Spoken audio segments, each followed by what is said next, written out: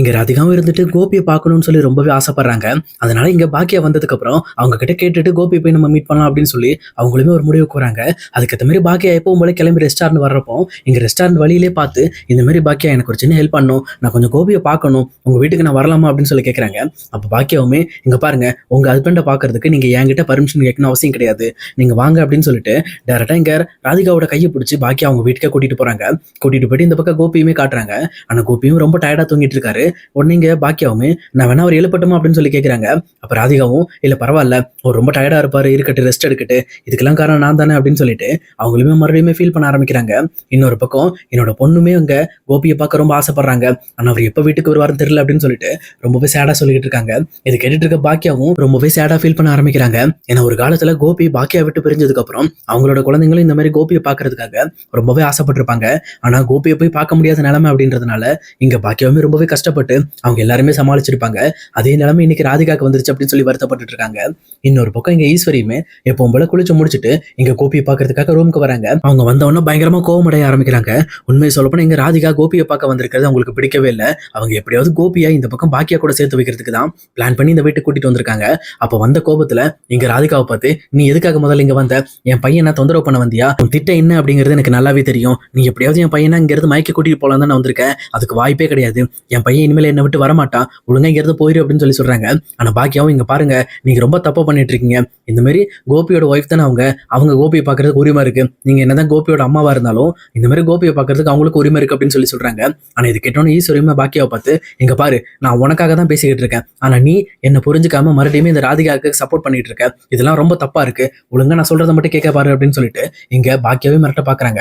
அப்ப பாக்கியாவுமே ரொம்ப கெத்தோட இங்க பாருங்க தேவையில்லாம பேசிட்டு இருக்க வேலை வச்சுக்காதீங்க, நீங்களும் உங்க பையனும் சேர்ந்து என்கிட்ட கெஸ்டா தான் இருக்கீங்க, இது ஒன்றும் உங்க வீடு கிடையாது, இது என்னோட வீடு, இந்த வீட்டுக்காக உங்க பையன் என்கிட்ட எப்போ பணம் வாங்கிட்டாரு, அதோட முடிஞ்சு போச்சு, இந்த வீட்டுக்கும் உங்களுக்கும் உள்ள சம்பந்தம் எல்லாம் ஏதோ கஷ்டப்படுறீங்கிறதுக்காக தான் உங்களை இந்த வீட்டிலேயே வச்சிருக்கேன், இதே மாதிரியே பேசிட்டு இருந்தீங்க அப்படின்னா நீங்களும் உங்க பையனும் இப்பவே இங்க இருந்து வெளியில போக வேண்டியதா அப்படின்னு சொல்லி சொல்றாங்க.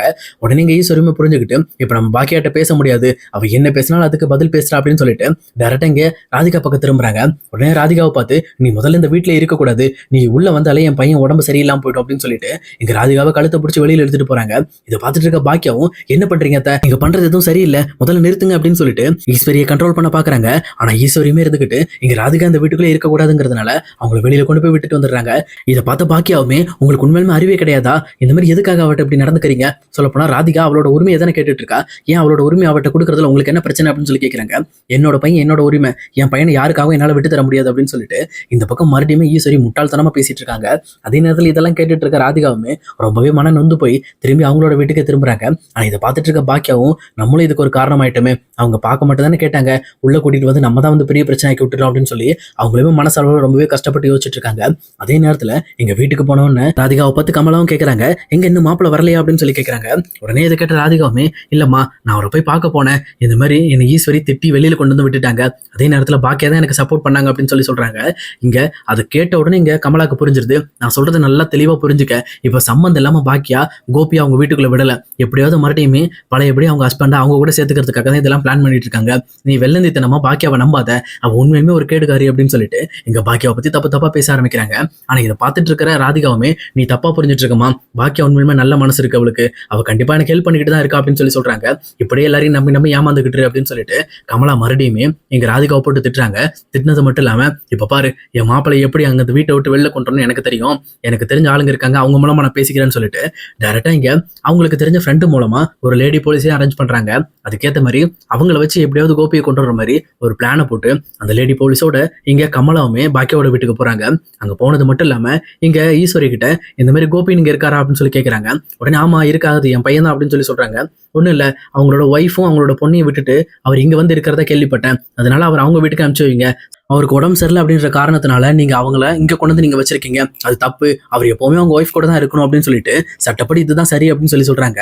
ஆனால் இதெல்லாம் கேட்டுட்டு இருக்க ஈஸ்வரியுமே இங்கே பாருங்க, என் பையனுக்கு உடம்பு சரியில்லை, அது உடம்பு சரியில்லாமல் போனது காரணமே அவள் தான், அவள் வீட்டில் என் பையனை விட்டு வைக்கிறதுக்கு எனக்கு ஆபத்தாக இருக்குது, அதனால தான் என் பையனை என் கூட வச்சிருக்கேன், என் பையனை அங்கெல்லாம் அனுப்ப முடியாது அப்படின்னு சொல்லிட்டு ஒரே விடாப்படியாக பேசிட்டு இருக்காங்க. அப்போ இந்த சத்தம் கேட்டு அங்கே வந்து பாக்கியாவுமே அந்த இன்ஸ்பெக்டரை பார்த்து என்னாச்சு மேடம், என்ன பிரச்சனை அப்படின்னு சொல்லி கேட்குறாங்க. ஒன்றும் இல்லைங்க, அவங்க ஹஸ்பண்ட் அவங்க வீட்டுக்கு போகணும், சொல்லப்போனால் அவர் இப்போ வந்து சுயநினைவுக்கு வந்துட்டார் அப்படின்னா மறுபடியும் மறுபடியும் அவங்க வீட்டுக்கு அனுப்பிச்சு வைக்கிறது தான் சரியானது. நீங்க ஒரு உடம்பு சரியில்லைன்னா நீங்க பாத்துக்கலாம், ஒன்றும் பிரச்சனை இல்லை. எதா இருந்தாலும் அவங்க வீட்டுல வச்சு பாருங்க. சட்டப்படி வந்து நீங்க இப்படி பண்ணக்கூடாது, இது தப்பு அப்படின்னு சொல்றாங்க.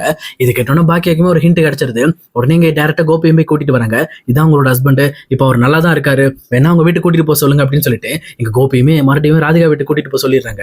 இது கேட்ட அந்த போலீஸுமே கோபியை கூப்பிட்டு விசாரிக்க ஆரம்பிக்கிறாங்க. சார் இங்க பாருங்க, உங்களுக்கு எல்லாம் உடம்புக்கு நல்லா தானே இருக்கு, உங்களோட ஒய்ஃப் வீட்டுக்கு போறதுக்கு உங்களுக்கு வந்து விருப்பம் இருக்குல்ல அப்படின்னு சொல்லி கேட்கிறப்போ இங்க கோபியுமே திரும்பி அவங்க அம்மாவையும் பாக்கியாவையும் பாக்குறாங்க. சொல்லப்போனா ரெண்டு பேருமே இங்க கோபிக்கு என்ன வேணுமோ அது எல்லாமே செஞ்சுட்டாங்க. பட் இருந்தாலும் இப்ப நம்ம ராதிகாவை போய் பார்க்கணும், அது மட்டும் இல்லாம மயுவை பார்த்து ரொம்ப நாள் ஆச்சு அப்படின்னு சொல்லிட்டு அவரோட மனசுக்குள்ள மயு மேல கொஞ்சம் பாசம் வருது. அதனால இல்ல மேடம், நீங்க சொல்றது சரிதான், நான் கண்டிப்பா ராதிகாவோட வீட்டுக்கு போயிடுறேன்னு சொல்லிட்டு அங்கிருந்து கிளம்பி டேரக்டா ராதிகாவோட வீட்டுக்கு போறாங்க.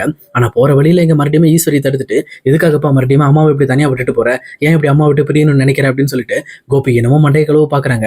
ஆனா கோபியுமே அம்மா இப்படி பைத்தியக்காரத்தனமா பேசாதீங்கம்மா, நான் இந்த மாதிரி ராதிகா விட்டுட்டுலாம் வர முடியாது, அதுக்கெல்லாம் வாய்ப்பே கிடையாது அப்படின்னு சொல்லிட்டு மறுபடியும் இங்க ஈஸ்வரி கிட்ட சண்டை போட்டுட்டு ராதிகாவோட வீட்டுக்குள்ள போயிடுறாங்க.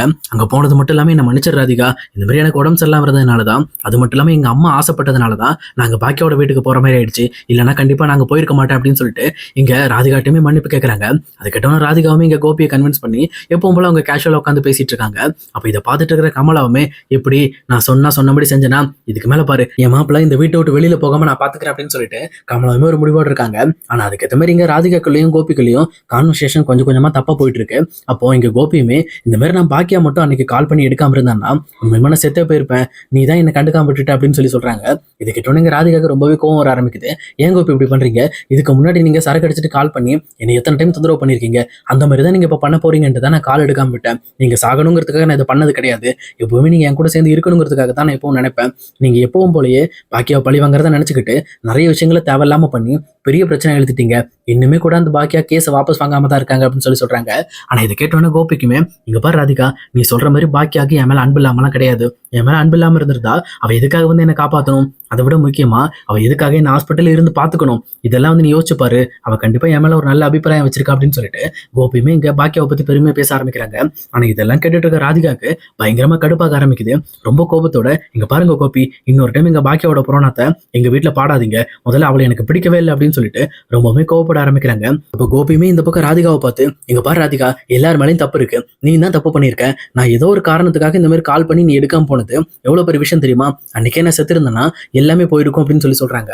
அப்ப இங்க மறுபடியும் ராதிகா இந்த மாதிரி புரியாம பேசாதீங்க, இப்ப சம்மந்தம் இல்லாம எதுக்கு நீங்க பாக்கியா உள்ள இழுக்கிறீங்க, இந்த மாதிரி என்ன அந்த வீட்டுல இருக்கிறதுக்கு தான் உங்களுக்கு பிடிச்சிருக்கா, பாக்கியா தான் உங்களுக்கு பிடிச்சிருக்கா அப்படின்னு சொல்லிட்டு மறுபடியும் ரொம்ப வந்து தப்பா பேச ஆரம்பிக்கிறாங்க.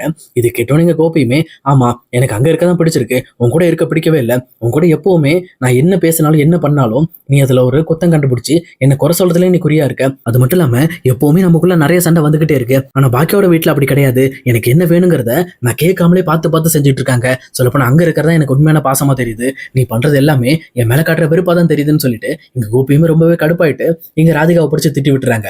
இதை கேட்ட ராதிகாவுமே இதுக்கு மேல உங்களுக்கு இந்த வீட்டுல இருக்க விருப்பம் இல்லை அப்படின்னா என்ன டைவர்ஸ் பண்ணிட்டு நீங்க பேசாம பாக்கியாட்டே போயிருங்க, இனிமேல் இந்த வீட்டுக்கே நீங்க வர வேண்டாம் அப்படின்னு சொல்லிட்டு மறுபடியுமே சண்டை போட ஆரம்பிக்கிறாங்க. இதை பார்த்துட்டு இருக்க கோபிக்குமே சொல்லப்போனா அவரோட ஆள் மனசுல இப்படிப்பட்ட ஒரு ஆசை தான் இருக்குது. பட் இருந்தாலும் இங்க ராதிகாவை சமாளிக்க தான் ட்ரை பண்றாரு. ஒருவேளை இங்க ராதிகாவோட பேச்சு கேட்டு கோபியுமே வந்து ராதிகாவை டைவர்ஸ் பண்ணிட்டு மறுபடியும் பாக்கியா கூட சேர நினைச்சாலும் கண்டிப்பா இந்த விஷயத்துக்கு பாக்கியா ஒத்துக்கவே மாட்டாங்க. ஏன்னா அந்த அளவுக்கு அவங்க ஒரு போல்டான கேரக்டர்.